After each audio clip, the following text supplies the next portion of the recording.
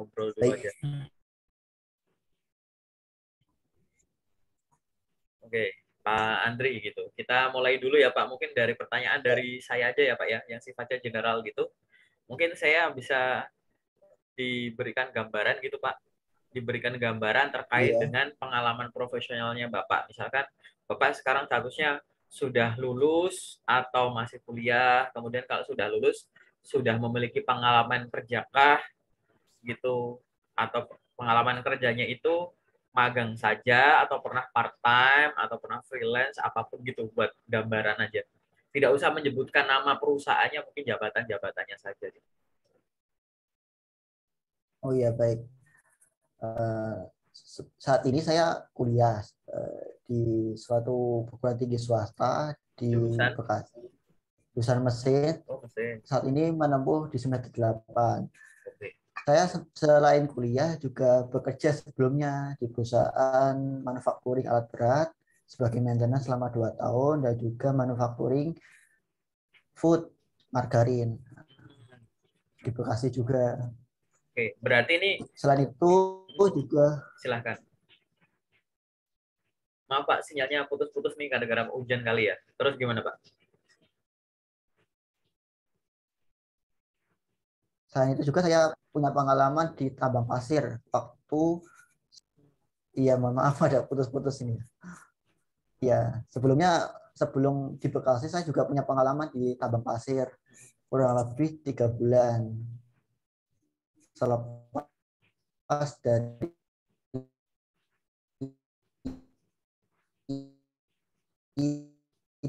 lulus SMA. Di tambang pasir saya mengikuti lagi pelatihan di BLK mengenai mekanik mobil diesel, mengembangkan skill, mengikuti pelatihan dari BLK. Untuk saat ini saya juga mengambil pelatihan di BLK Bekasi untuk jurusan otomasi industri sembari menyelesaikan tugas akhir kuliah skripsi saya gitu. Oke, berarti karena Bapak punya pengalaman masih kuliah, ada pengalaman kerja, ini pengalaman kerjanya itu sambil kuliah atau waktu lulus SMA Bapak berhenti dulu untuk kerja baru lanjut kuliah gitu Pak? Iya, saya setelah lulus SMA saya jeda 2 tahun sebelum Oh, kuliah. Jeda oke. 2 tahun ini saya manfaatkan untuk pelatihan dan ikut di kerja apa namanya PKN magang dan juga masuk di manufacturing alat berat itu. Oh, Setelah berarti alat berat selama setahun saya ambil kuliah malam Pak oh gitu. gitu. Oh, menarik nih ya Pak ya Iya, gitu. Nah, sejauh ini Pak betul.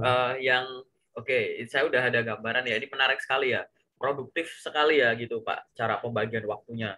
Dan luar Iya. biasa ya ini. Nah, yang pertanyaan selanjutnya adalah gitu. Bapak kan sudah mengirimkan CV ke saya itu Pak gitu ya.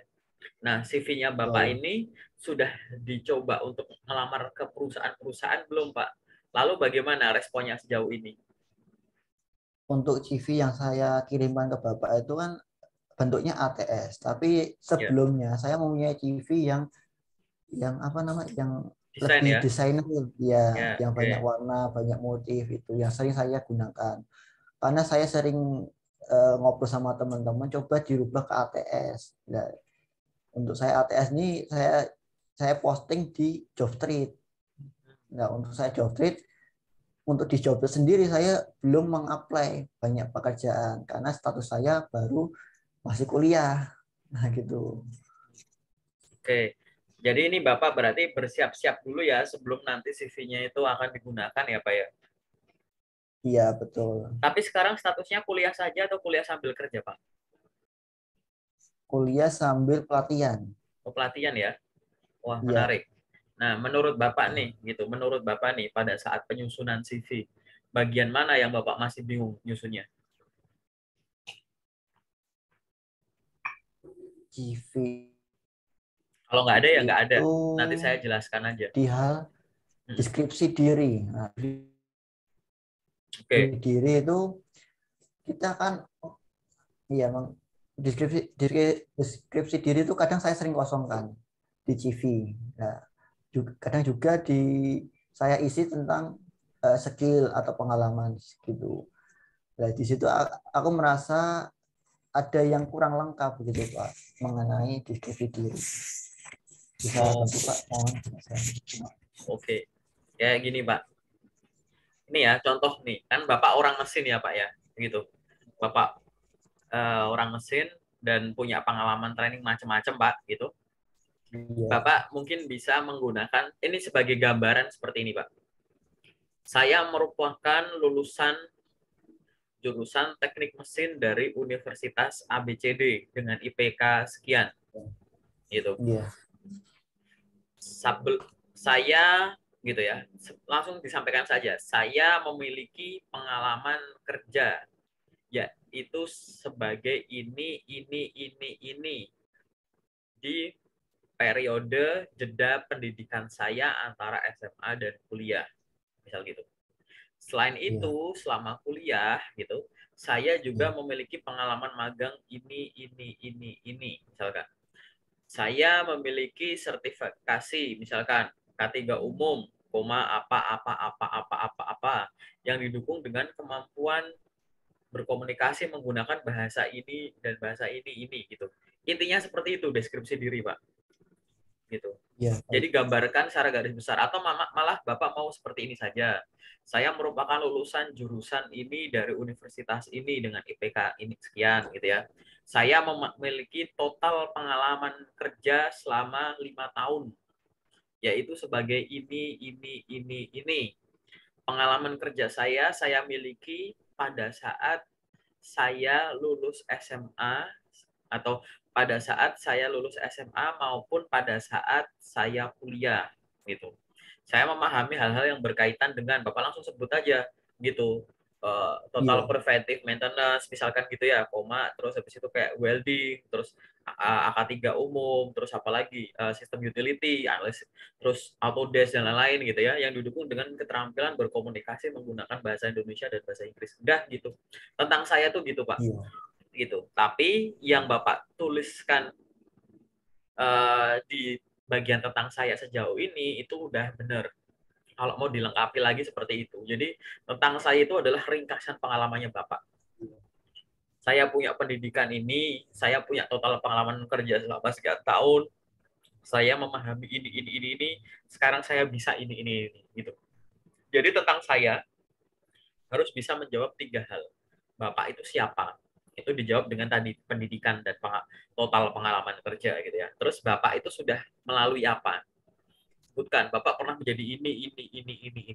Terus sekarang Bapak bisa apa? Nah, sebutkan kompetensi, pengetahuan bidang, sertifikasi, skill software maupun hardware yang bisa digunakan, kemampuan bahasa gitu, Pak. Intinya seperti itu. Dan kalau memang akhirnya jadi panjang nggak masalah, nggak apa-apa. CV itu boleh 1 sampai 3 halaman gitu. Dan CV-nya Bapak masih tadi saya cek CV-nya Bapak masih ada halaman kosong yang masih bisa diisi gitu. Jadi itu dipanjangin iya, lagi nggak baik. apa-apa. Intinya seperti itu Pak bagian tentang saya gitu. Baik, terima kasih. Oke, ada lagi nggak Pak yang Bapak pengen tanyakan yang sifatnya umum gitu, Iya, yang Bapak masih bingung sebagai persiapan sebelum wisuda ya? iya. Ini Kalau Pak, begini. Saya kan kenal Bapak itu melalui media sosial LinkedIn. ya, Nah, di LinkedIn itu saya sering menemukan fenomena melamar melalui pesan secara langsung melalui HRD mm-mm. di LinkedIn. Nah, itu yang belum pernah saya lakukan. Dan itu disarankan lebih rekomendasi mengirim pesan melalui HRD secara langsung yang membuka eh, lowongan yang sesuai dengan kategori kita. Itu bagaimana Pak caranya? Ya Yang sebenarnya gini ya, Pak lowongan kerja. sopan dan baik. Mm-mm. Lowongan kerja yang diposting lewat LinkedIn itu sudah ada arahannya. Yang pertama di menu jobs di bagian atas gitu ya. Ada itu menu jobs gitu ya Pak ya. Atau di yang suka Iya, diposting lah sama HR-nya langsung, sama recruiter atau user gitu. Nah, eh, iya, pada saat ada postingan loker itu pasti sudah ada arahannya. Silahkan kirimkan melalui email. silahkan kirimkan melalui DM dan lain-lain kayak gitu. Nah, saran saya adalah kirimkan sesuai Ya. dengan arahan gitu. Kalau beliaunya minta kirim lewat email, kirim saja lewat email. Walaupun nanti ya setelah kita ngirim email, kita chat orangnya, kita chat beliaunya, kita chat HR-nya bilang bahwa selamat siang Bapak, perkenalkan nama saya ini gitu. Saya ingin mengkonfirmasi bahwa baru saja saya mengirimkan lamaran melalui email ke Bapak, disebut emailnya apa misalkan gitu. Ini gitu kan ya. Untuk melamar pekerjaan sebagai ini di PT ini gitu. Semoga email saya bisa sudah diterima dengan baik dan kemampuan saya cocok untuk posisi tersebut ya Pak. Terima kasih gitu. Dah gitu. Jadi kirim sesuai arahan. Kalau dia mintanya di email ya kirim email saja, tapi kamu konfirmasi lewat chat sama HR-nya gitu. Kayak begitu. Kalau misalkan HR-nya minta apabila berminat, silahkan kirimkan DM gitu kan. Ya udah, berarti kamu connect dulu Mas, connect dulu ke orangnya. Setelah itu DM gitu. Isi DM-nya seperti kayak membuka surat gitu. Gitu. Dengan hormat, perkenalkan nama saya ini bermaksud untuk melamar pekerjaan di PT ABCD sebagai ini berdasarkan informasi yang saya peroleh melalui postingan Ibu di LinkedIn ini atau postingan Bapak di LinkedIn ini. Saya merupakan seorang bla bla bla, kasih gambaran singkat tadi. Saya merupakan lulusan jurusan ini dengan total pengalaman ini, kasih gambaran kayak gitu terus gitu. Sebagai bahan pertimbangan berikut saya lampirkan CV dan apa misalkan kalau ada yang lain, atau berikut saya lampirkan CV sesuai dengan arahan yang Ibu posting melalui postingan tadi misalkan gitu. Lampirkan, udah dilampirkan, dikirim, terus atas kesempatan yang diberikan saya ucapkan terima kasih gitu. Apabila Ibu membutuhkan informasi tambahan terkait kualifikasi saya, silahkan dapat menghubungi saya melalui akun LinkedIn ini atau melalui nomor WhatsApp ini gitu. Kasih. Udah kayak gitu aja. Nah, yang ketiga adalah kalau kamu pengen ngelamar tapi lowongannya tuh nggak ada, gitu. Lowongannya nggak ada, itu gimana Iya. caranya gitu? Boleh ditanyakan dulu ke rekruternya. Bapak atau Ibu, perkenalkan nama saya ini, lulusan jurusan ini dengan total pengalaman kerja sebagai ini selama sekian lama gitu ya. Mohon informasi apakah ada kesempatan informasi lowongan pekerjaan di PT Ibu Iya. sehingga saya bisa join misal gitu. Atau yang keempat adalah ada arahan nyuruh ngirimnya kemana, tapi Mas Iya. pengen lewat DM aja kayak gitu. Boleh nggak? Iya. Jangan langsung kirim, tanya dulu boleh nggak gitu, berkenan nggak Iya. gitu.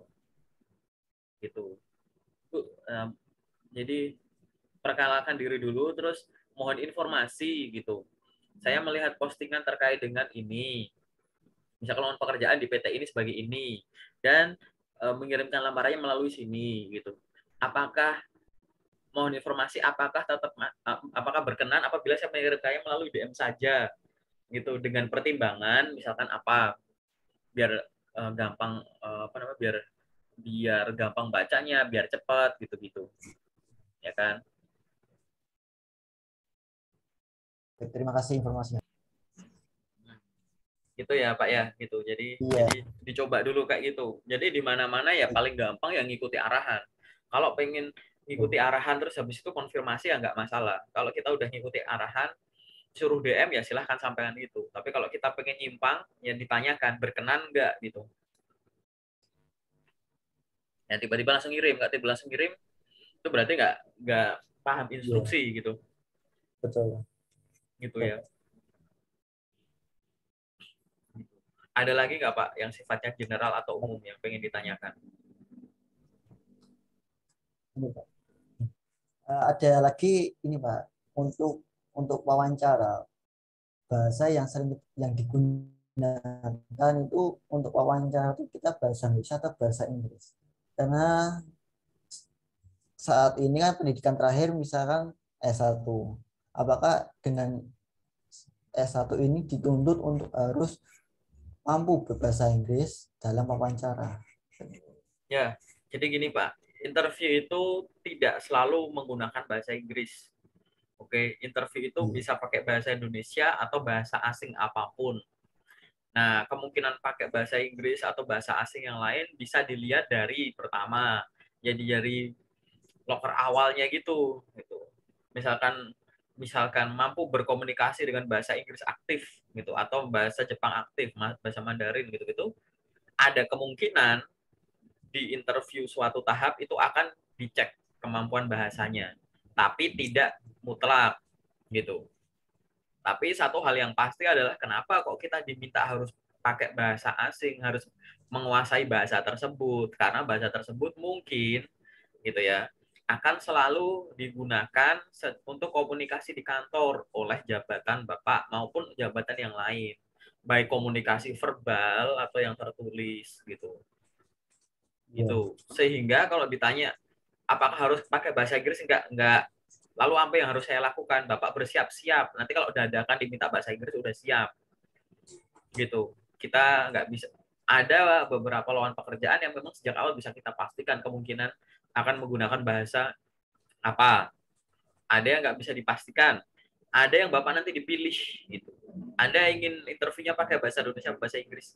Ada lebih nyaman kita interviewnya pakai bahasa Indonesia atau bahasa Inggris gitu. Misalkan gitu. Ya udah bahasa Inggris aja nggak apa-apa, pede aja gitu. Biar Bapak punya feel-nya. Tapi di luar itu yang harus kita siapkan adalah belajar berkomunikasi dengan bahasa asing. Gitu, Pak. Jadi mau nanti akhirnya pakai bahasa apa. Jadi nggak ada yang namanya dominannya pakai bahasa apa gitu. Lebih tadi kebutuhan dari si perusahaan juga gitu. Ada yang bisa kita ketahui di awal, ada yang enggak gitu. Itu ya, Pak. Baik, Pak. Ada lagi nggak, Pak? Izin sharing ya, Pak. Ini saya punya pengalaman. Di tahun kemarin itu sekitar bulan September itu saya menerima telepon bahwa saya dikirimin offering letter dari perusahaan yang dulu pernah saya lamar. Saya cek sorenya jam 5, ternyata offer letternya itu sudah masuk. Saya ditelepon untuk segera mengirim balasan dari offering letter tersebut. Seiring waktu saya harus mempertimbangkan dulu sebelum mengirimkan balasannya. Saya mau mengirim balasannya esok hari jam 10 pagi. Ternyata dari HRD-nya itu menilai saya telat dalam membalas offering letter tersebut. Di hari berikutnya lagi jam 8, jeda 1 hari, saya menerima balasan bahwa saya gagal, ditolak. Jadi saya merasa ini saya yang salah atau si pihak HRD-nya yang salah.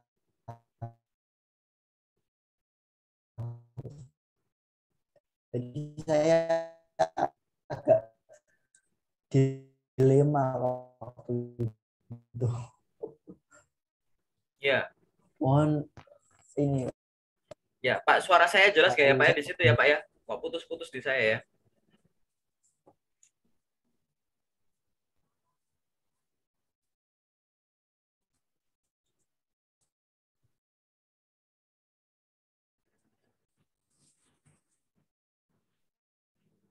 Oke, halo Pak Andri, sudah jelas di sini suaranya? Sudah jelaskah suara saya?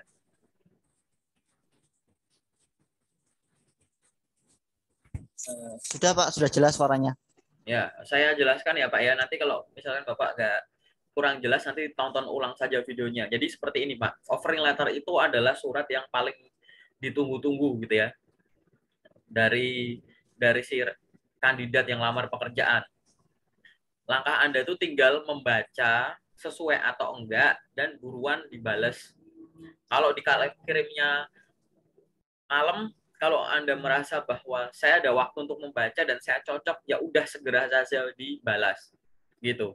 Kalau kita memang memutuskan untuk nanti dulu deh balasnya, gitu, konfirmasi dulu sama rekruternya, gitu. Bahwa apakah saya diperkenankan untuk membalas maksimal hari ini jam sekian, gitu. Karena saya membutuhkan pertimbangan ini. Nah, pertanyaan saya adalah pada saat Anda menerima offering letter, ada konfirmasi itu enggak bahwa saya akan kirimnya besok ya Bu atau Pak jam 10 maksimal gitu. Karena ada perusahaan yang memang boleh kayak saya 1 kali mau 24 jam gitu. menginformasikan bahwa mohon waktunya untuk saya mempertimbangkan. Ya, saya udah menginfokan kepada HRD-nya untuk memberikan waktu untuk mempertimbangkan terkait offering letter tersebut. Sebut kapan mau dibalas nggak maksimal gitu. Besok pagi gitu.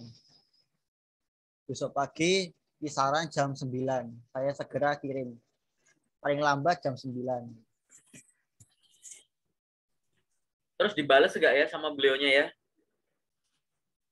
Ya, dari pihak HRD-nya tuh segera gitu. Segera secepatnya. Nah, kalau segera secepatnya ini kan berarti kan ada urgensi ya di dalamnya ya. Kan kita nggak tahu, Iya. Pak. Kalau segera secepatnya itu ya kita bisa definisikan lah ya gitu. Ada perusahaan yang memang Iya. sedikit lebih longgar gitu. Kita diberikan Iya. waktu kayak 24 jam gitu untuk berpikir. Tapi ada yang butuh segera, itu hitungannya jam mungkin 1-2 jam ke depan gitu. Iya. Gitu. Ya sehingga ya kalau bahasa saya apakah itu eh, wajar disesalkan ya wajar gitu. Tapi nggak apa-apa buat Iya. pelajaran aja gitu. Bahwa nanti ke depan namanya offering letter itu, offering letter tuh nggak selamanya itu deal, Pak. Kita tuh bisa nego. Setelah kita baca ada yang nggak sesuai, kadang Iya. ada kita tanyakan gitu. Kadang masih berurusan dengan ini itu. Kadang nggak cuma sama HR, nanti urusan sama payroll, bagian payroll penggajian gitu. Ada yang masih bisa dinego, ada yang enggak. Itu agak-agak rumit sih di belakangnya situ. Tapi tadi Pak gitu, kita tuh paling seneng gitu ya, karena namanya kesempatan di depan mata ya silahkan direspon, harapannya semacam itu. Nah sekarang itu dengan Bapak sudah tahu, udah pernah, toh juga udah pernah kerja, udah ngelihat beberapa kali offering letter gitu kan. Berarti kan udah tahu nih bentuk-bentukan offering letter yang dalam tanda kutip sesuai dengan keinginan saya seperti apa. Nah, pengalaman-pengalaman itu, pelajaran itu bisa Bapak gunakan gitu ya untuk pengambilan keputusan dengan bijak tapi lebih cepat untuk kesempatan selanjutnya gitu, Pak Andri, paham nggak? Gitu. Jadi pengalaman-pengalaman kerja Bapak sebelumnya, pengalaman baca offering letter sampai deal gitu ya, pengalaman-pengalaman Bapak di masa lalu gitu Iya. sampai yang menghadapi melihat offering letter berkali-kali sampai deal jadi tanda tangan kontrak ya, itu Bapak jadikan Iya. pelajaran untuk offering letter selanjutnya. Jadi offering letter Iya. selanjutnya Bapak itu pengambilan keputusannya itu lebih cepat karena Bapak udah terbiasa ngelihat offering letter gitu. Definisi cepat ini kita nggak ada yang tahu gitu. Iya, Pak. Offering letter bisa dinego, kita nggak tahu ini bisa dinego apa enggak, seberapa longgarnya mereka. Kalau ada nama urgensi di situ ya udah gitu. Nah, jangan sampai nanti pengambilan keputusan selanjutnya Bapak lama. Saya nggak bilang tidak, jangan dipertimbangkan, enggak. Gitu. Cuman kan Bapak sudah pernah punya pengalaman nih. Gitu ya, sudah ada pengalaman untuk ya bertemu banyak offering letter gitu, sehingga nanti ke depan pasti harusnya lebih lebih lancar lah seperti itu. Jadi bisa mengambil keputusan dengan bijak dalam waktu singkat berdasarkan pengalaman di masa lalu. Gitu, Pak Andri ya dari saya ya. Iya, Gitu. baik, Pak. Gitu. Ada lagi nggak Pak? Kalau nggak kita masuk ke detail aja Pak. Ini daripada Oh ya, putus-putus nanti Bapak malah iya. bingung. Nanti Baik, yang Pak. Baik. sesi general nanti silahkan ditonton aja ya Pak. Setelah saya upload ke YouTube ya Pak ya. Oh ya, baik, Pak. Oke.